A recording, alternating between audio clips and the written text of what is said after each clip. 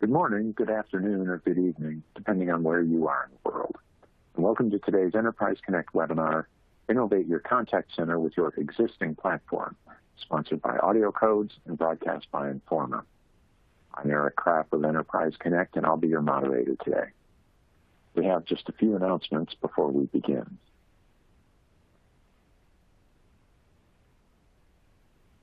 This webinar is designed to be interactive.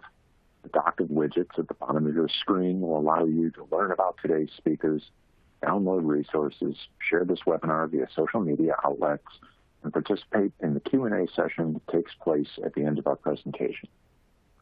The slides will advance automatically throughout the event. You can also download a copy of the slides via the Resources widget. Toward the end of our webinar, we'll ask you to complete our survey found on the right-hand side of your screen. Please take a minute to fill this out before leaving us today, as your feedback will provide us with valuable information on how we can improve future events. Lastly, if you are experiencing any technical problems, please click the Help widget found at the bottom of your screen or type your issue into the Q&A area, and we'll be glad to offer one-on-one assistance. So now on to the presentation. Our speakers today on our presentation, Innovate Your Contact Center with Your Existing Platform, are Sheila McGee-Smith, President and Principal Analyst at McGee-Smith Analytics, and Sharon Ben-Levy, Vice President of Business Development at AudioCodes. Sheila, Sharon, take it away. Thank you, and welcome everyone. Innovate Your Contact Center with your existing platform. So first of all, why are we talking about innovating your contact center? Isn't everything just fine?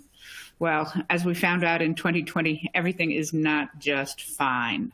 First, I want to talk through some of the issues that a lot of companies had to deal with in the last 12 months and had varying levels of success doing so. Three of the major sort of trends in contact center as we moved through this were retail apocalypse, just blowing up how we thought about retail, and not just retail, digital everything, and then companies trying to figure out how do we optimize for a more digital-first world as opposed to a face-to-face world or a on-the-phone world when maybe there was nobody there to answer the calls as there were in the past. So retail apocalypse, it's interesting. We saw so many bankruptcies that occurred during 2020. We don't even need to list those. But in reality, retail started falling apart about 2010. Really for a decade, what we saw really explode after the pandemic had already started happening. And what was happening? There was a sense that brick and mortar retailers were too retailer-centric. The consumers needed to conform their behavior to the retailer, that the customer came second. To me, a great example is being in a department store and having something in my hand that I want to pay for and not finding a place to do that, right? That, there's no signs, there's no cashiers open, there's nowhere to go and nowhere clear about how do I just pay for this. And what we found, and it's certainly an Amazon effect, is that e-commerce was more consumer-centric. Online, the consumer wasn't in control. If I found, the item that I wanted, I could have it within a day or two. So I think what retailers found in the post-pandemic world, where almost everyone had to become a retailer that could do that shipping, returns, making all of those things easier for consumers, is that stores have to find a way for e-commerce, sort of a digital approach, and increasingly as we go back to a more normal world, and to have stores and e-commerce work together to provide an exceptional customer experience. And that involves the contact center. That involves how people get to us to ask questions and get what they need done. But as I mentioned, it wasn't all about retail. This is a screenshot from the mayor of Los Angeles talking in August of 2020 and saying, getting city services should be as smooth and as easy and as efficient as everything you do online.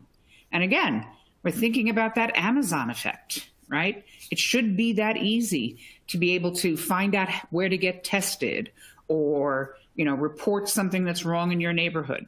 And so the approach is this contactless and digital government that people are trying to now move toward. And telehealth was a huge boom in the last 12 months. Teladoc, who's one of the leaders in virtual care, predicted that their 2020 revenues would be twice as much as 2019, driven by a surge of demand. There's also been very strong signs that future telehealth will also include a lot more visits than we've ever had in the past, that growth will continue at 30 to 40%. And I think, again, part of this is not that we in the industry didn't have solutions for telehealth before the pandemic. It's just that the pandemic became like a big test, right? Can we do this? Can we make it easy for consumers to do this? And also, will doctors do this? And I think that was part of it. It wasn't just us wanting telehealth. It was the medical institutions really supporting that and putting in the systems to do it. But if we think about where technology systems were at that cusp in March of 2020, before the pandemic really hit the globe, this study from NTT that's been doing a contact center benchmarking report for the last 22 years now. So every year they go out and they talk to about 2,000 businesses globally, so North America, Europe, and Asia, and ask questions about customer experience. And in March of 2020, this data hit. How well do technology systems meet the current and future needs for customer experience? And as you see, average of nearly 1 in 3 said that the current systems were failing their current needs. Okay, so this is March of 2020. They're about to have their needs explode, and they already had systems that didn't meet it. And even those who did have ones that met their current needs didn't necessarily meet what they saw were going to be future needs as digital and other types of customer demands came on. But specifically look at AI and robotic systems. Only 28% of the people who responded to this, the companies that responded to the survey said, yeah, I think we're on the right path. 34% said, well, maybe, I'll be able to get through my current needs, but doesn't meet current needs was almost 40%. So as we headed into the pandemic, we already had a situation where companies didn't feel like they had the best technology in place to meet what they needed to do then. So why didn't they have the right systems?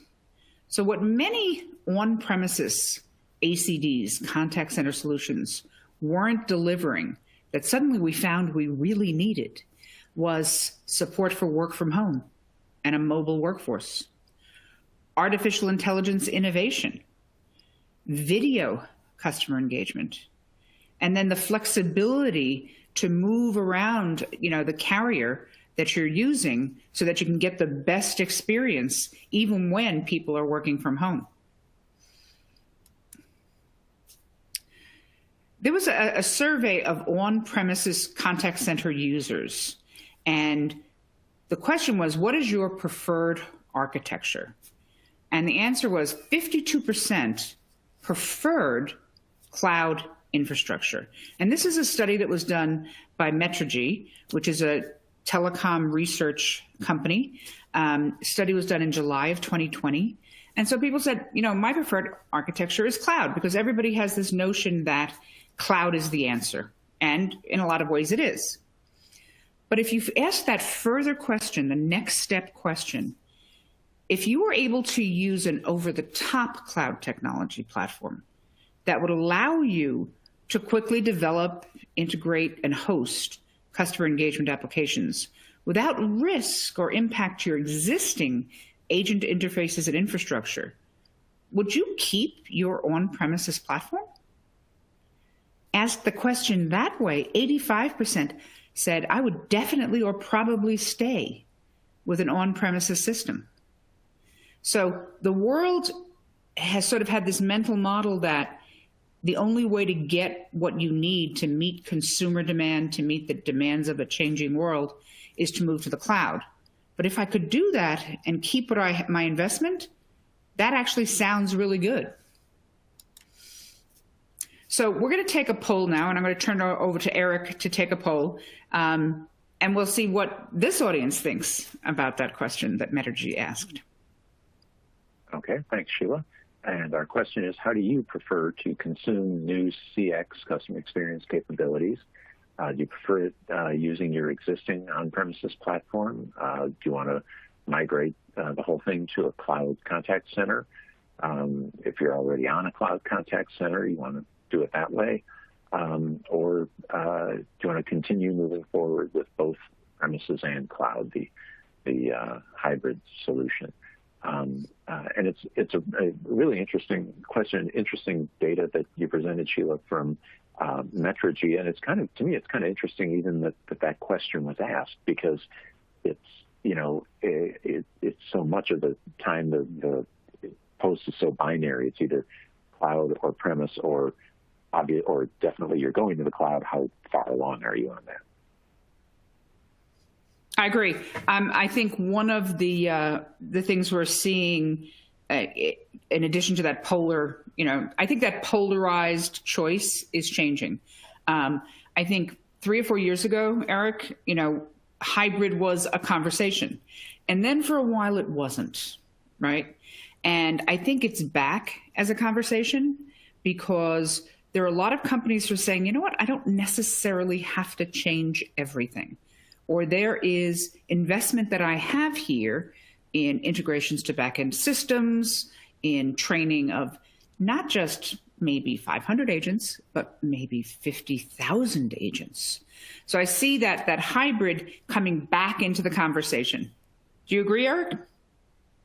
I sure do. Let me push out the poll results, and I'll let Sheila, and if you want to, Sharon et al. To comment on what we learned from our audience.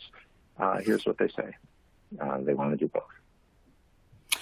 Interesting. So, just like the Metigy survey, which was in July of 2020, we continue to deploy both premise and cloud solutions is our biggest response, over 50%. And then where does it break out? It's interesting that first choice over my existing on-premise platform is actually quite low. I think that's a recognition that innovation isn't coming from on-premise, that innovation, specifically AI innovation, requires cloud. And then by definition, you're at a combined system. What are you seeing here in the data, Sharon? So I agree, and I think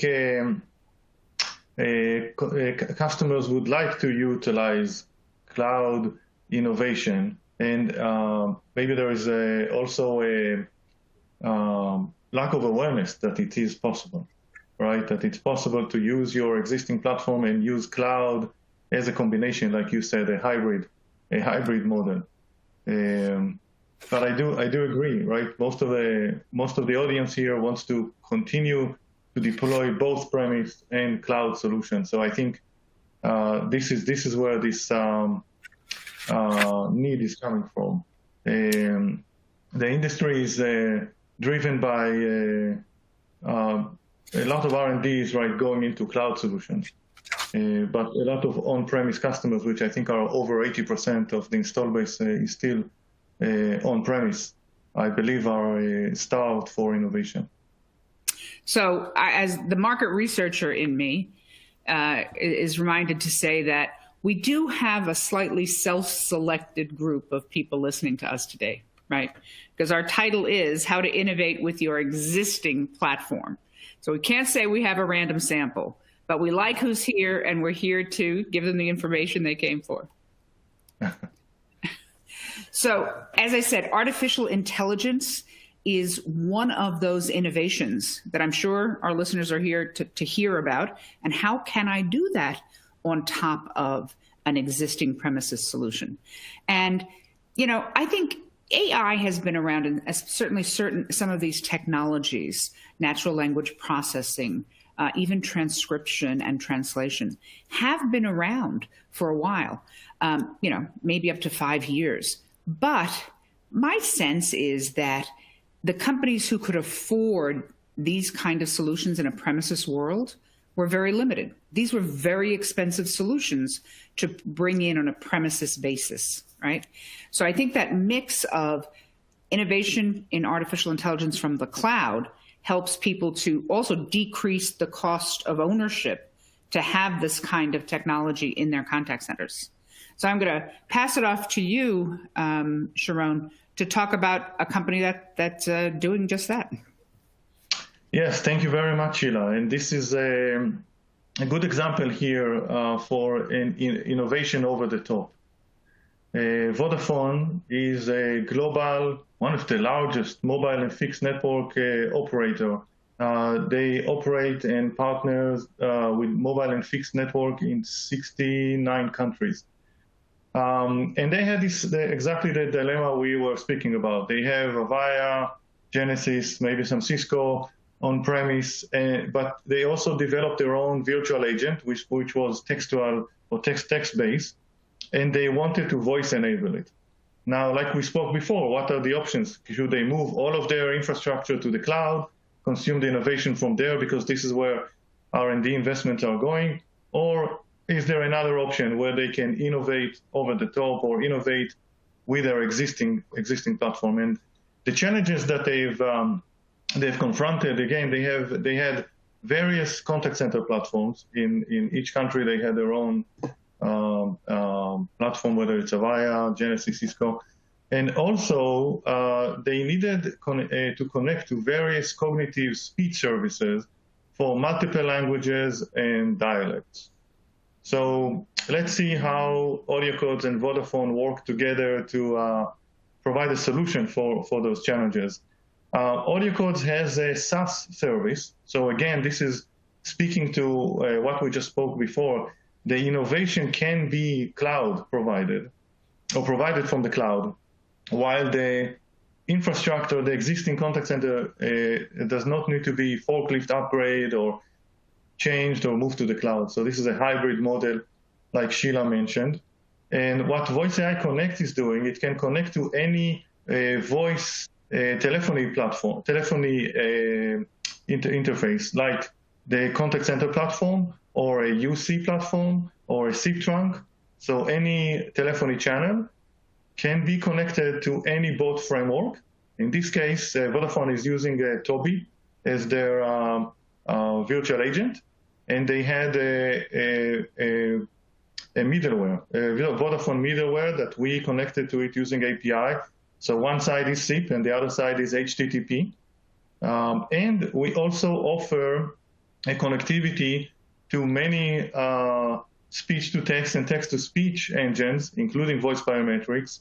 You can think about Google, Azure, Nuance, Amazon. There's just many of them. And that allowed Vodafone to choose various dialects, various speech engines. It also allows cost optimization, right?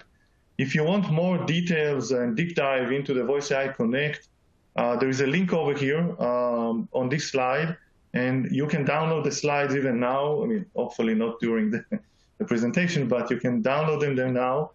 And it's a PDF, but you can click on the link and you can listen to a webinar that dives deeper into the VoiceAI Connect solution.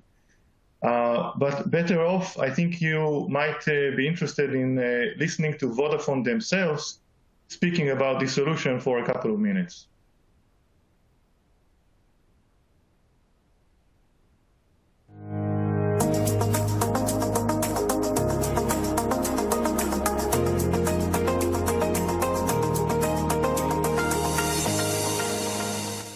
I'm Leonid Mishkind. I work in Vodafone Group Technology as the technical lead for what we call the Global Tobii platform, which is our technical stack in Vodafone to build Tobii. Tobii is a digital assistant that helps us to be constantly engaged with our customers, through which we offer persistent and customer experience, bringing the best of technology and human interaction in a most easy and instant way.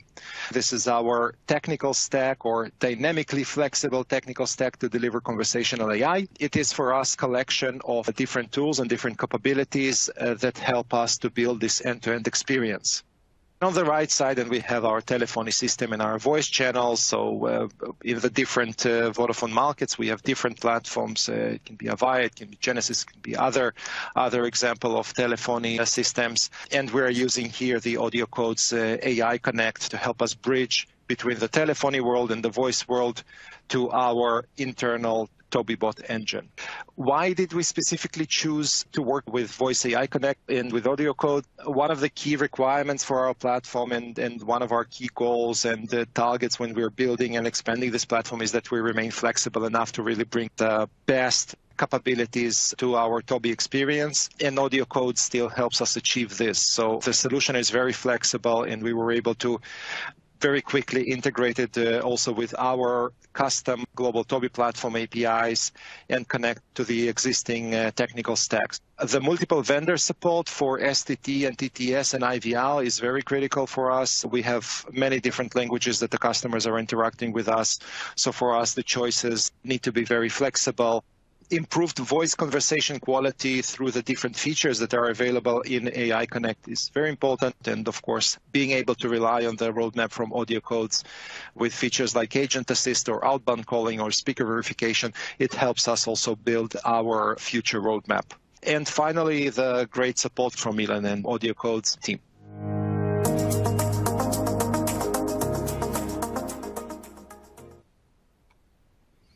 Okay, great. I really appreciate Leonid, and back to you, Sheila. Thank you, Sharon. So I'm going to move on to another one of the topics we hit on that was created during the pandemic. 1 million agents working from home or more, really millions. What could possibly go wrong?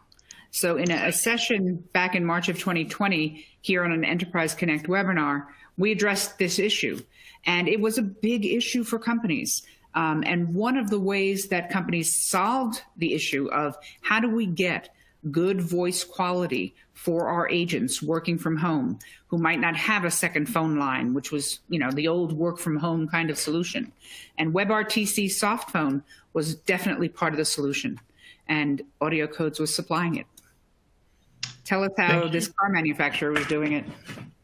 Thank you, Sheila. So yes, it was really weird. AudioCodes is a publicly traded company. We have thousands of customers. We've seen everything, but the one thing that people did immediately to get people working from home, they installed nailed up connections to agent cell phones, and of course this was not a good experience for contact centers. So we implemented a solution with one of the biggest world global premium car manufacturer. They have 2,700 agent seats, and they were looking for a long-term solution, not just something temporary for COVID. What is the next latest and greatest? Again, over-the-top innovation. They have an existing platform. How can we work from anywhere, from the office, back to home, back to the office, who knows, right? What's the long-term solution? So the challenges they were facing, they tried soft phones, right? That's many customers have tried that as well. And they found them to be inadequate or not optimal because it required an installation on the agent home PCs. And if you think about 2,700, this is only the seat count, right? They have more agents. It's a lot of work. It's a lot of work and management for IT. All of a sudden, instead of having a few agent sites, they have almost 3,000 agent sites because each home is a different site for the IT. So they needed also a soft phone that would work with outside of Citrix virtual desktop infrastructure. And many of the agents were reporting on voice quality issues due to home internet problems. And I think many of us are facing it when the spouses are on Zoom and the kids are, doing school from Zoom. So the network in the house is not what it used to be. So what solution did we implement for this car manufacturer? AudioCodes has a WebRTC gateway based on the AudioCodes SBC. It's a single platform. There are many other solutions out there in the market that might require 5 or 6 different servers and very complex. The AudioCodes solution requires only one server or one piece of software. And we also offer it as a SaaS as well, right? So there are different ways to consume it. In this case, we implemented a WebRTC endpoint over an existing on-premise Genesis Engage environment. It works with any SIP contact center, and they ran it outside of their VDI platform. There is still third-party call control with a SIP server, and you can also run it outside of the VPN. So easy to install because there's nothing to install in the agent house. It's all installed on the web server of the company. So it's very easy to install and upgrade. And there's also a management system called One Voice Operations Center to monitor and troubleshoot, because this is a production level solution with a high availability and security in mind, but also troubleshooting for the next 15 years of production. So this is the solution for the car manufacturer. Back to you, Sheila. Thank you, Sharon. Interesting story of that path that companies had to take, right? First, you need an immediate solution when the pandemic hit, and then you realize you have to fine-tune that solution. And I think there are a lot of companies in that situation still and continuing to fine-tune for work at home. So this is a quote from an IBM location in Washington, D.C. "Our machines should be nothing more than tools for extending the powers of the human beings who use them." And Thomas Watson was one of the early founders of IBM. And I think of this when I think about some of the new capabilities that artificial intelligence is bringing to the contact center to assist agents, not to replace agents, but to assist them and help them be smarter. If we think about solutions like intelligent virtual agents, answering the easier questions, just like the IVR did 20 years ago when it first came around. What we're finding is that only the more difficult questions make it to the agent. So how do we help agents be smarter? How do we help them learn things that are more difficult than perhaps the questions they had to answer 5 years ago? So one of the ways is by applying artificial intelligence to assist them. And what does that mean? So machine learning is part of the, what we term artificial intelligence. So what it can be used to do is to equip systems like contact centers with the ability and the skills to support agents. And what it does is gather knowledge from hundreds of agents or thousands of agents and from subject matter experts, and then feed the knowledge to support agents. So over time, the machine learning part is it learns, okay, we gave this type of answer to an agent, they gave it to a consumer, it worked or it didn't work. When it works, that's good. That's a plus vote, and that makes the model better. If it didn't work, well, then we figure out what did the agent have to do to answer that question, and then we feed the model and make it better next time. So in the long run, it accelerates the time to resolution overall, and it increases the effectiveness of that agent if we can help them with the right answer at the right time. And Sharon is going to walk us through how a large business process outsourcer is using these new capabilities called Agent Assist. Yes, thank you, Sheila. Indeed, the requirements are at this stage are real life. Customers are asking for scale and security and no conversational delays. And I wanted to share with you an implementation with a large business partner outsourcer in EMEA. They have 10,000 employees, more than 8,000 agents in 10 different locations. And again, because of COVID, many of the agents are working from home. So they had two needs. One that we've already covered with a Vodafone use case, which is a virtual agent, right? No conversational delays. We spoke about that. But they also wanted an agent assist, exactly for what Sheila described, to improve agent productivity. Remember, those are business partner outsourcers. They are serving many brands. And for them, which I think for many of us, productivity and cost saving is really, really critical while maintaining a good customer experience. And again, as Sheila said, Agent Assist are using a lot of information from other agent experiences and aggregating it to support.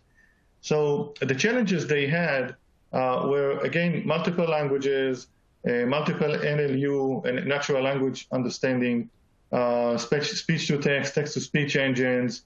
And also, they chose to use Google Dialogflow, but a bot framework. But how do you connect it to the existing contact center platform? So let's see what they did as a solution. We offer them a session border controller. It can be connected to an existing, if you have an existing session border controller that would work too, we needed a CPREC interface to capture the voice traffic between the consumer or the customer and the contact center agent. And this can be done on any SIP-based contact center. What VoiceAI Connect did in this case, using any preferred speech-to-text engine, depends on the country, the language, even the cost, right? This is also a consideration.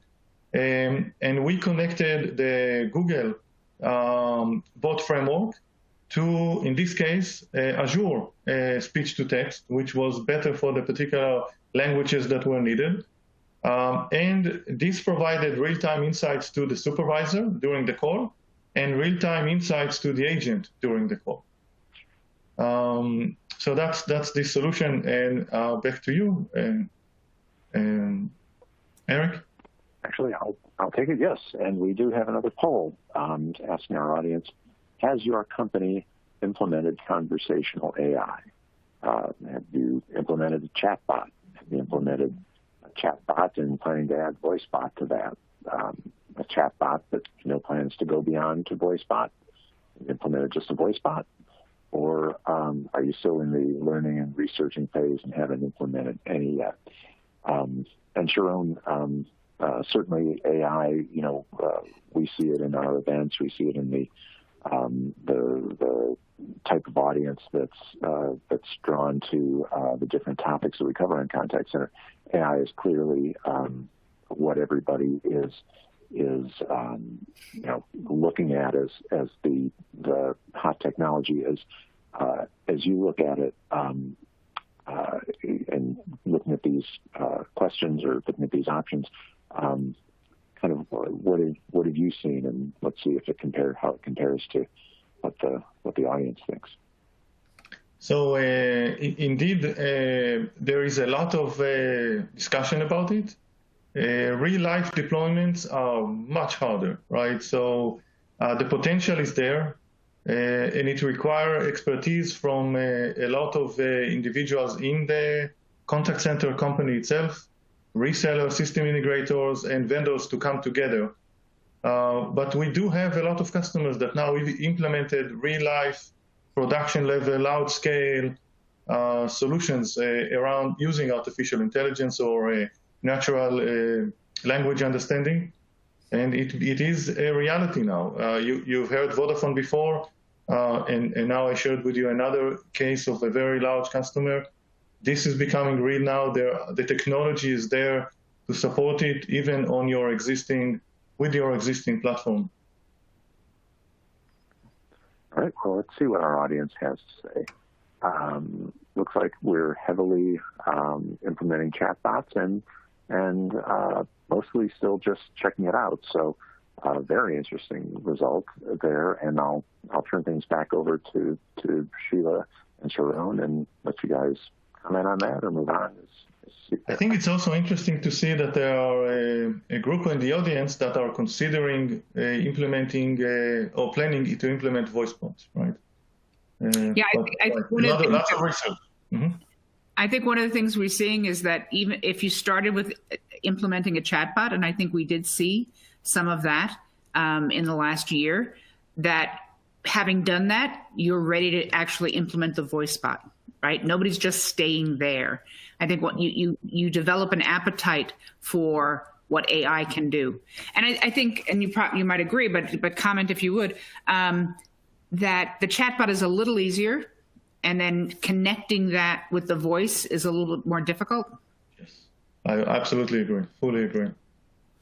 And okay, that's the challenge we are addressing. This is where AudioCodes comes into the mix. Excellent.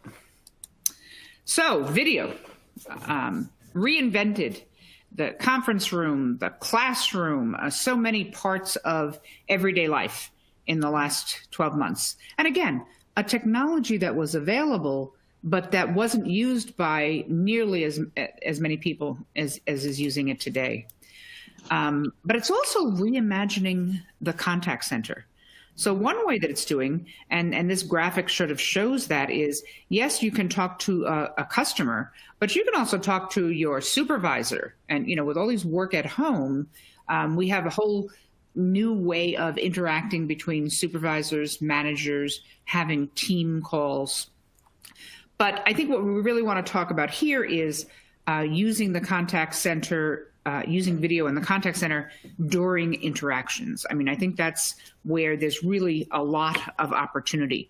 And, we would have said just a year ago, we would have said, well, there's certain people who might do that, certain younger people, Gen Z and maybe millennials. But I think what we found in the last 12 months is that everybody is Gen Z at heart. The grandmas and grandpas were more than ready to figure out how to do video on their iPads in order to see their grandkids. But can we take that now a step further? I mean, we've always known there are great use cases for video in the contact center, and there hasn't perhaps been as much readiness on the part of consumers to use it. And I think now that everybody knows where their camera is and how to turn it on, we're ready to bring some great use cases to the contact center. And you are going to tell us about a U.S. health insurer who did just that. Yes, absolutely right. I mean, this pandemic is still very, very challenging.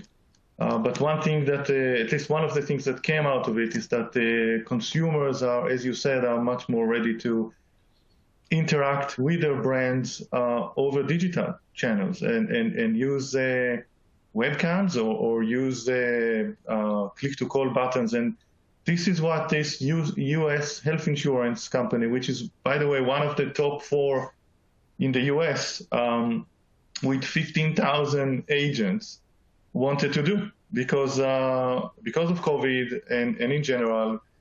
And unfortunately, it was just a month before open enrollment, which was very stressful for everybody involved. But they wanted to have a video interaction between them and their customers.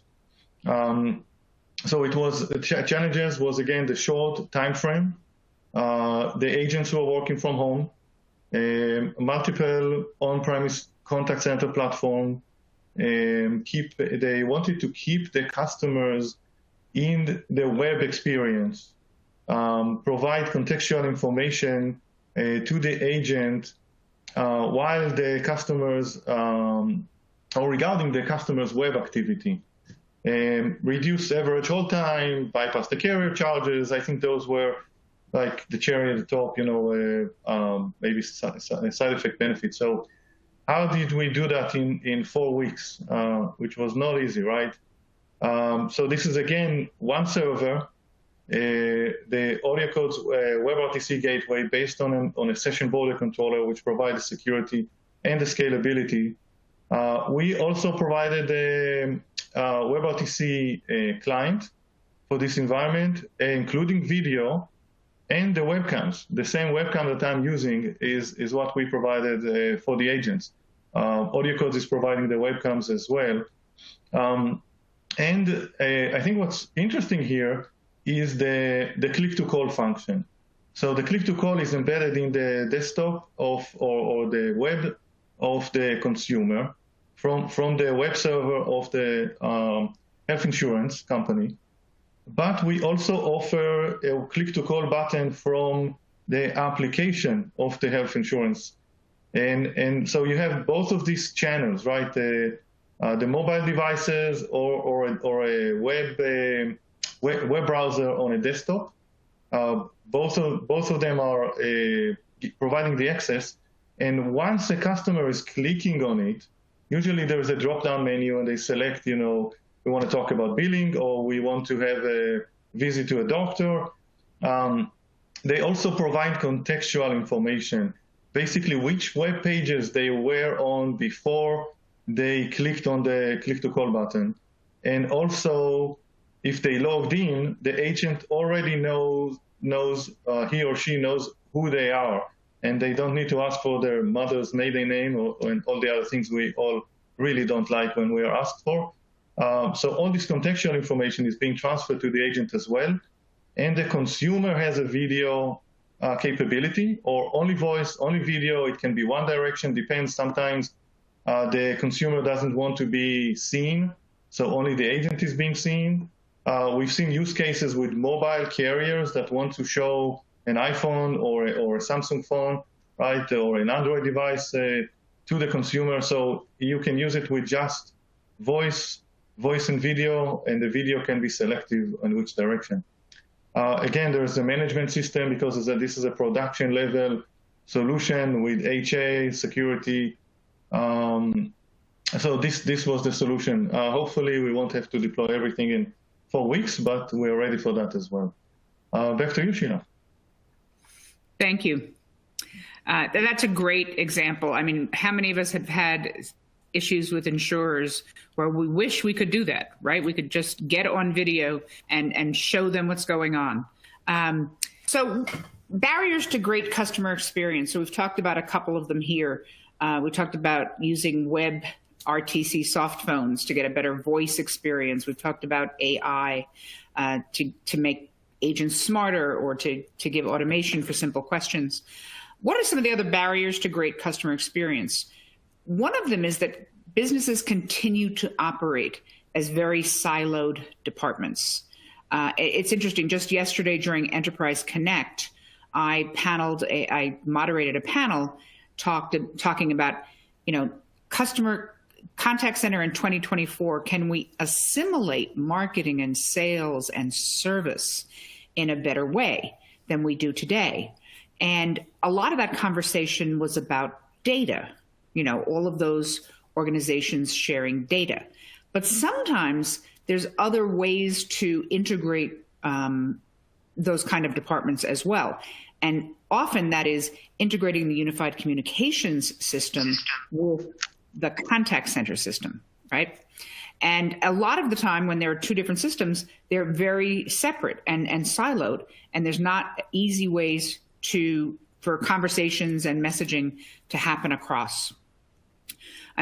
There was a survey, this was late last year, a majority of companies saying that unified communications or team messaging integration is an important factor in customer experience success.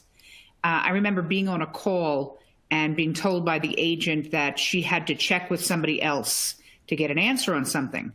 And I said, are you going to put me on hold? And she said, no, I just messaged that person and I'm able to get the message back, and this is it. What we don't have is enough evidence that that's happening in contact centers. It was the surprise, that it happened. It was a great surprise.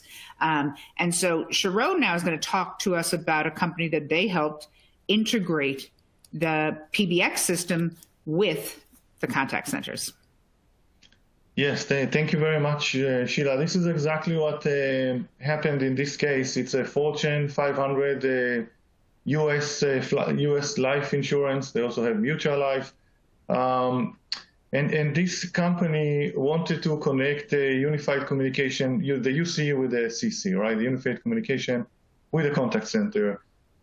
They had Cisco, in terms of the challenges, it's Cisco, contact center with the Microsoft Teams environment. And they wanted to connect both of them to a single carrier for, the same SLA. They already had the agreements with the carrier. And they really didn't want to manage the solution. They didn't want it on-premise. They wanted it to be in the public cloud and managed by someone else. So let's see what we did together. The customer chose Azure, although we can provide the SPCs in Amazon or Google Cloud. They decided to deploy the SPC in Azure. 7,000 concurrent sessions with highly available, not dropping live calls.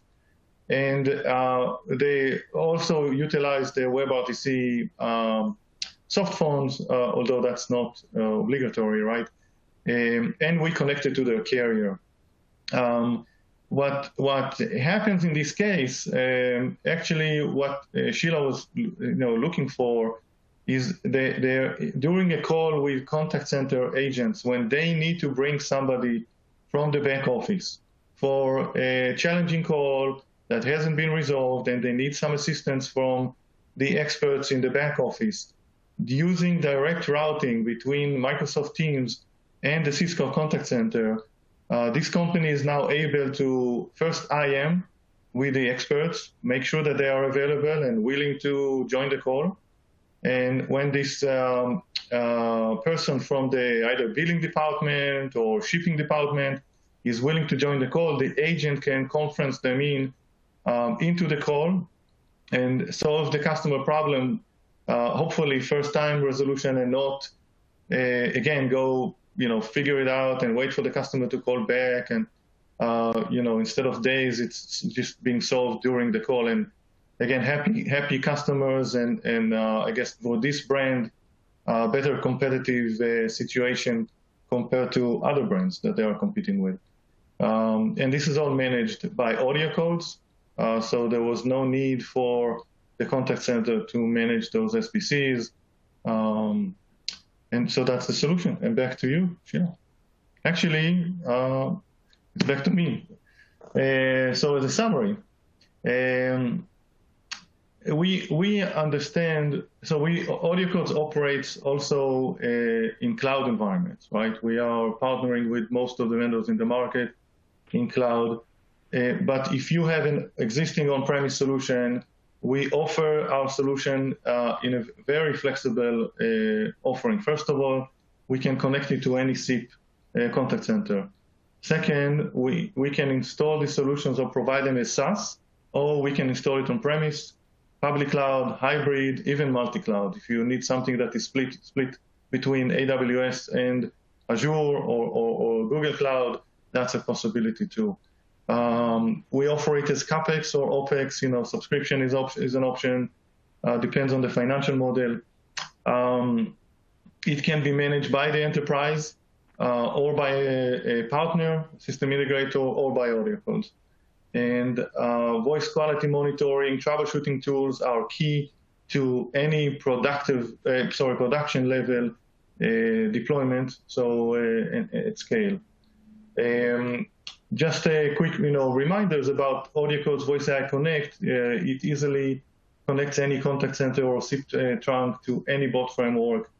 You can select any speech, text-to-speech, speech-to-text engine, mix and match. And there is a cost reduction if we optimize it up to 40%. On the WebRTC, there are work-from-home agents, and the same technology, 180 degrees, you can use it with click-to-call from the consumer side, with video or without video, or on mobile applications. And if you download the presentation, you can actually click on all the links that you have. You'll also receive the recording of this presentation in a couple of days. There are more resources if you want to explore further. If you want to listen to the webinar regarding the VoiceAI Connect, or if you like even to try yourself, and there's a free trial with just a few clicks to connect your chatbot to a phone number on our website. So there's a link for that for a free trial. And if you have any questions, you're welcome to contact me. I'm based out of Boston, Massachusetts, and I'd be happy to answer any questions you have. With that, I guess we'll open it up for questions. Okay. Thanks very much, Sharon, and thanks, Sheila, also. It was a great conversation, a lot of really interesting examples and interesting input from you. And yes, it is time to turn to Q&A. I encourage everybody to submit a question if you have any. We'll start out here, and please continue to add your questions as we go along. The first question goes back to I think really the survey that we had about whether you're taking an on-prem approach or a cloud or a hybrid approach. And this person wants to know, is there a correlation between the size of the organization that you see, either if you've seen it in actual market statistics or just kind of anecdotally as you observe the market? Do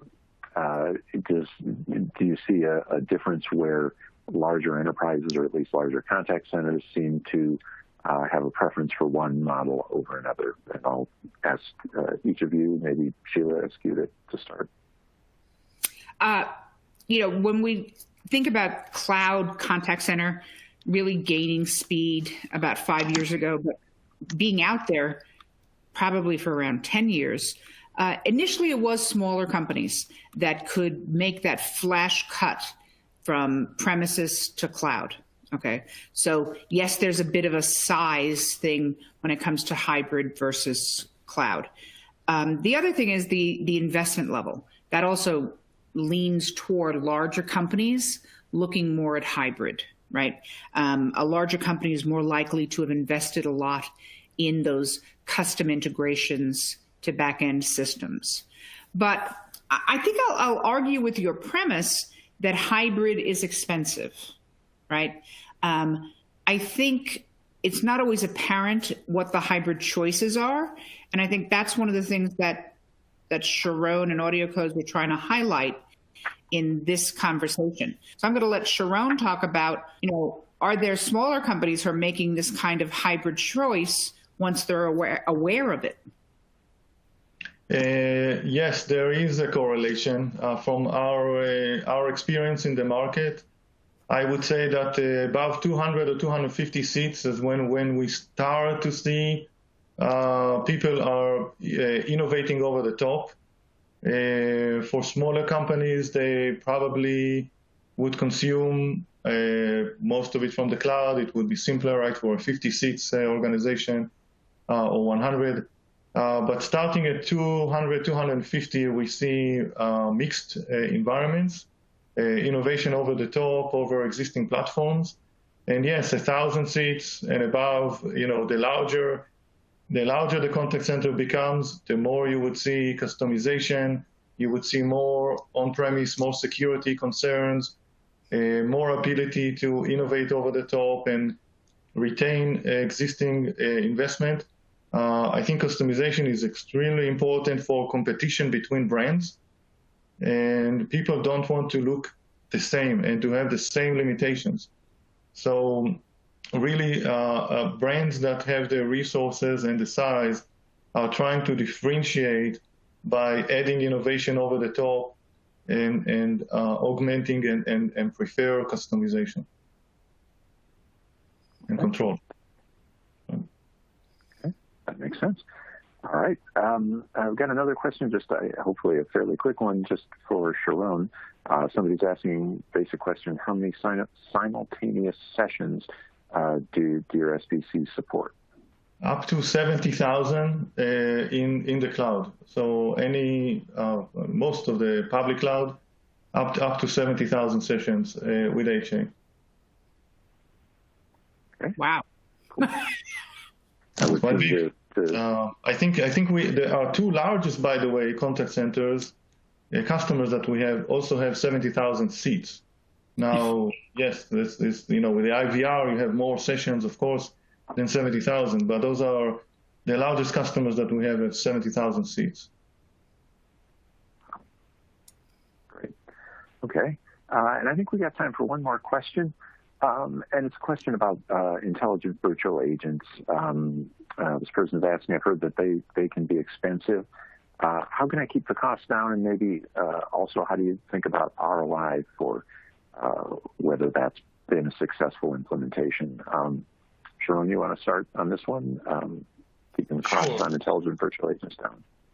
Sure. So, so again, there's three types, right? There is, there are probably more, but virtual agents, or at least I can put them in three categories: virtual agents, conversational IVR, and agent assist. So when you are thinking about the text-to-speech and speech-to-text engines, they are expensive. And AudioCodes is using special technologies, right, for voice activity detection. So when there's no voice on the line, we basically turn off the text-to-speech, or in this case, speech-to-text, right? So you won't have to pay for silence, right? And by that, we can go up to 40% savings. In addition, you can choose bot frameworks that maybe suit your environments more, but there are different costs for different bot frameworks. So once you can mix and match between different speech-to-text engine, text-to-speech, and different bot framework, you can optimize the cost as well, not only the experience and the development, but also the cost that goes along with it. And there is a different ROI for a conversational IVR, which is basically natural language understanding with an IVR, compared with the cost of a virtual agent. Virtual agent you would compare to an agent. Conversational IVR you would compare to the cost of an IVR, right? But when we look at almost all regions, the ROI is very, very fast for the bots technology. The question is how good you're implementing them, right? So, and whether you're utilizing all those tools for the implementations to cost optimize. Sheila, anything to add? There's a level of technical there that I'm not going to even begin to get to. But I actually have a follow-up question for Sharon. If I have a multilingual application, is there an arbitrage opportunity where for some languages, one framework may be less expensive than the other? Yes, it's very interesting. So first of all, not all the engines, we've seen customers trying to, when we call in the US, press, 1 for English, 2 for Spanish, right? There are engines that can actually identify whether you started speaking in Spanish or in English, and they don't need to ask you. But there are speech-to-text engines that and text-to-speech that are costing, more cost-effective. Some are asking for more. It depends on how the vendors perceive the quality that they provide. So there are cost savings for different TTS and STT, and some of them are capable of multi-language and some of them are not. But it's evolving. I think it's an exciting market.